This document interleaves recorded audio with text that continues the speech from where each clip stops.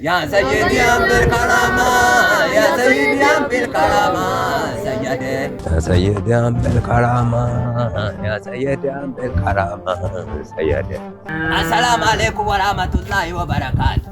أنا أبا تمام أبا المنقولة سديتي جنوتا صديقة ijoolleen koo kudha saddeetan kunoo jala kana burtukee suudii jirtiyyuu Badiruu Nizaamuu Faaxumaa Ambariyyaa burtukee Sittiinaa Jabalee Katiinaa Badiruu Nizaamuu Sharafee Diggaa Loomituu Doodda kooti yakee maal ijoolleen atee maqaan harkaa bade jarri kaan immoo Aafisoodhaan Mo'atootu jiru Jaafarootu jiru Kaalidootu jiru isii kanatu immoo Alfiyyaadha kanatu Sittiinaadha. Akkana ilmaanii baatamaa karaa yuutuubii isaatiin sabaskaraa godha takatoogii isaatiin akkasumas fasabuukii isaatiin diraamaa bareedaa isin biraan ga'aa jira. Sayyidii Ambil Karamaa yaa Sayyidii Ambil Karamaa sayyadee yaa Sayyidii Ambil Karamaa yaa Sayyidii Ambil Karamaa sayyadee Sayyidii Ambil Karamaa yaa Sayyidii Ambil Karamaa sayyadee. يا سيدي أم الكرامة يا سيدي أم الكرامة سيدي. السلام عليكم ورحمة الله وبركاته. أبان تمام بتجوت الفاجرة يا سيدي أم الكرامة يا سيدي أم الكرامة سيدي يا سيدي أم الكرامة. عليكم السلام. فيارا نغانا وجاب باسمان فيارا نغانا الحمد لله. Ijoolleen hudduudha beera faa ijoolleen isa kamtu ganamaan ka'ee farda margatti naayidha.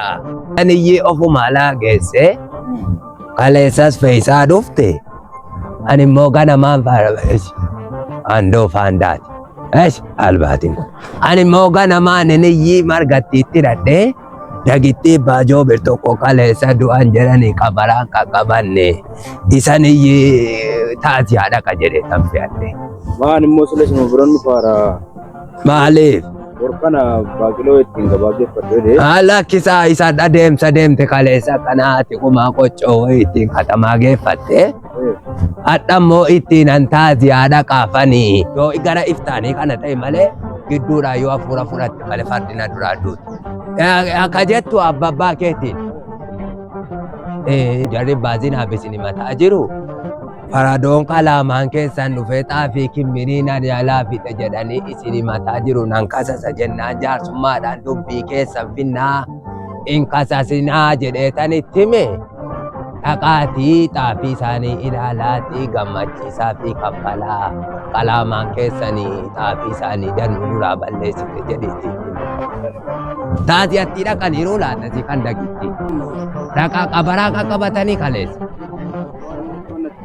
Kaleessa qabaraa qaqqabatanii egaa gaa'ee baazinaaf tokko fa'aa waamee isaanii wajjin naqa isaayyuu qophaa kooti itti naayimi gaalmoo koo bareeda gaa'iftaan kottuutiin furatu itti immoo daneessine laaqunnaa sadii afur caalaatti hin fedhin dandeessu. Aleekum assalaam.